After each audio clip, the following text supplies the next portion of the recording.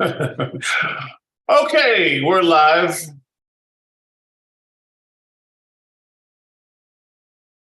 Ladies and gentlemen, boys and girls, dudes and dudettes, the sexy and the not so sexy, big children and little. I am the novelist, author, poet, Lamont Anthony Wright, aka Graffiti Blue. Welcome. I wanted to talk. We're live. Oh, Jesus. Ladies and gentlemen, let me mute myself, dudes and dudettes, the sexy and the not so sexy. Technology can make us weird sometimes. Anyway, I wanted to talk about, well, everything that I'm talking about has to do with music because I have new music coming out, but I'm not necessarily here on my press run trying to promote it.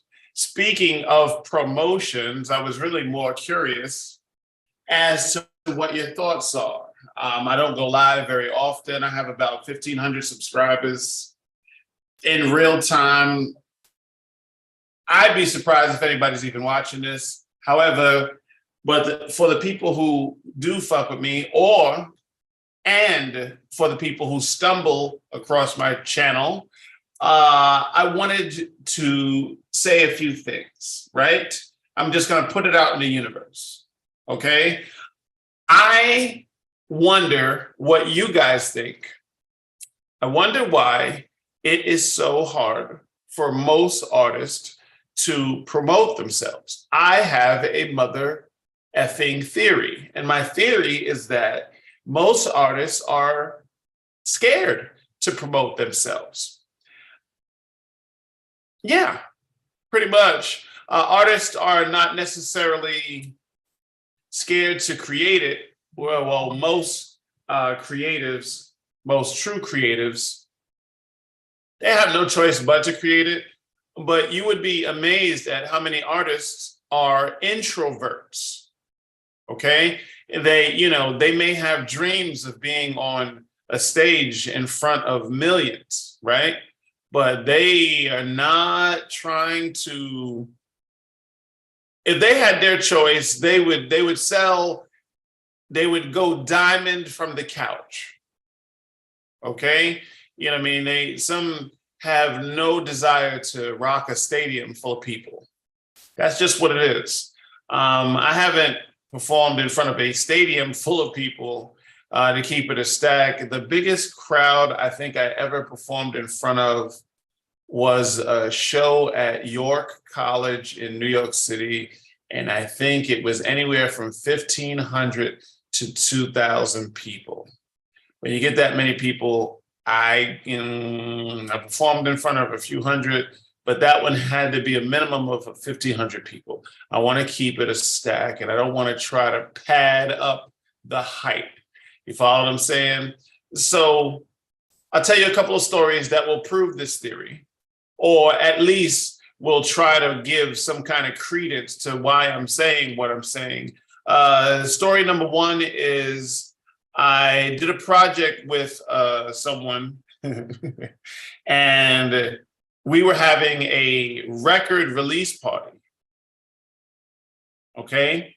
Yeah, a listening party, an album listening party, right? You know, at the time I was running a venue called Rhythm and Poetry, and it seemed since I was running my own venue anyway, why might as well give everybody who was down with me or my creations or down with that movement, why not open the doors and say, hey, I'm gonna host, me and my guy, we're gonna host a listening party to give a push to this album, which I'm very proud of. Very good album.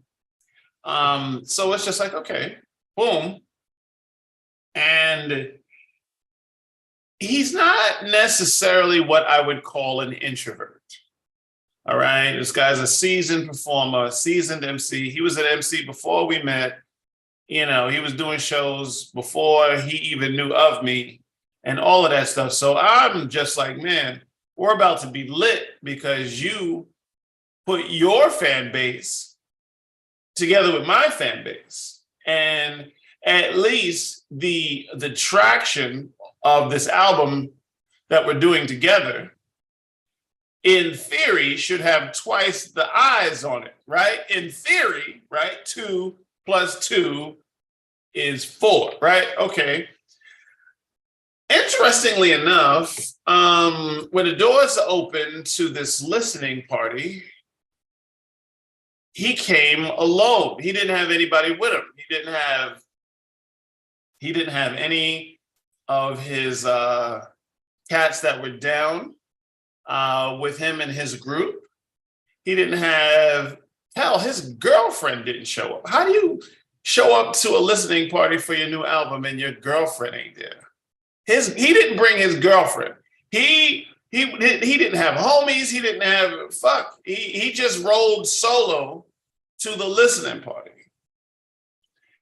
And when I think about it, through the conclusion, I didn't see him promoting the flyer to the listening party. I didn't see him asking or hear of him inviting anybody to the listening party. He showed up solo to a listening party. Okay. People scared to promote themselves. I don't know if they think it's not going to work, or if, I don't know if it's I don't want to ask anybody thing. You know what I mean? I do realize that friends and family won't support you until strangers do. So I don't want to throw this guy under the bus. You know what I mean? I don't not like the guy, and I'm not trying to whatever, but I found that fairly odd that even your woman, Playboy, even your woman didn't show up. And it doesn't make good karma for streams. Okay?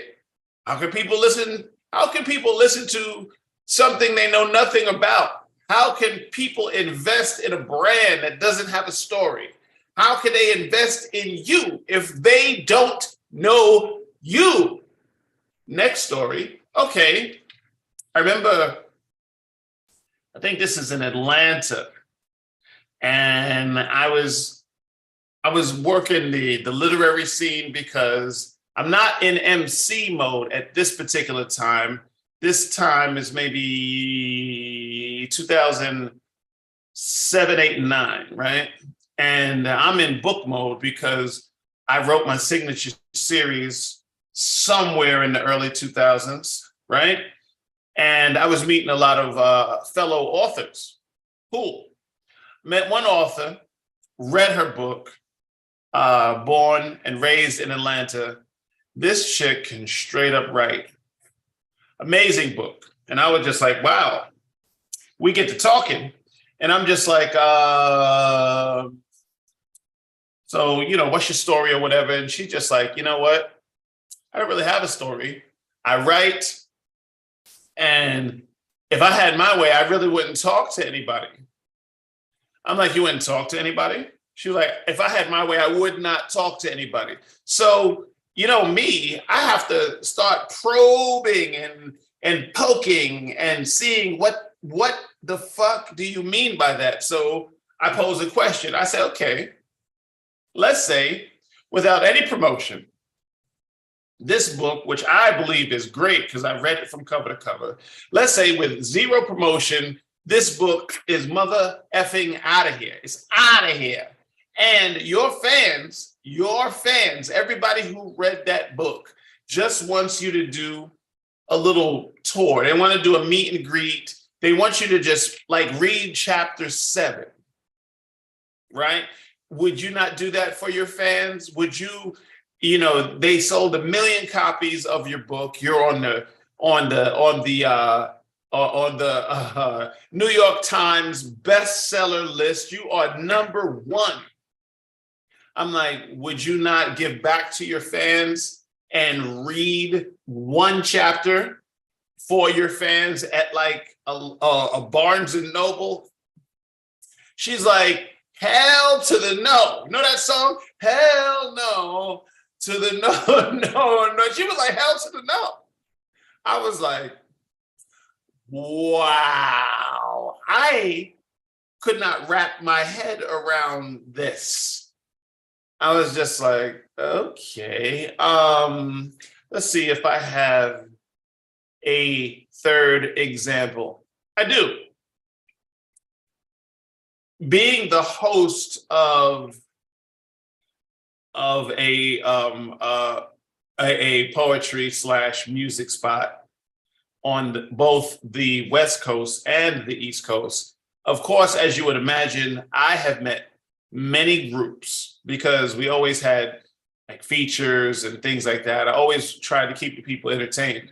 I can't entertain you every Thursday night by myself, right? You know what I mean? I certainly tried, but I rather host and do some hip hop / spoken word / book reading somewhere sprinkled in between all of the talent I recruit, right? So I would notice that even if I had a group, let's say I have a band come in, and I've had many bands come in. Let's say there's 5 members of the band. And I make the flyer, or I have the flyer made, whatever, for the night. And on the flyer, beautiful digital flyer, whatever, and the band is on the flyer, hey, on Thursday of this date at this time, come and see this band. So I promote it. I give it to my promoter to promote it.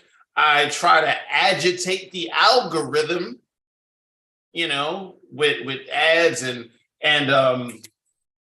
try to hit all of the entertainment blogs and all of that shit. Tell the podcasters, hey, we having band X come through on this night.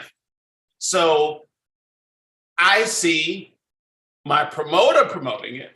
I see me promoting it.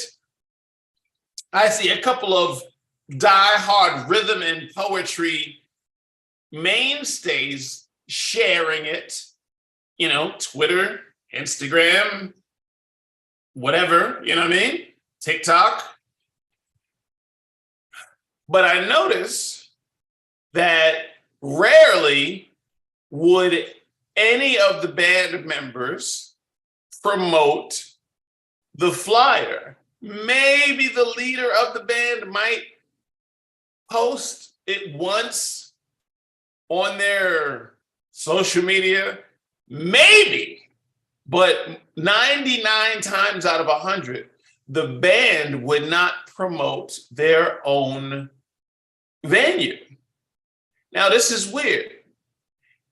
Sometimes I would think, sometimes to keep it a stack, it felt like hate. You follow what I'm saying?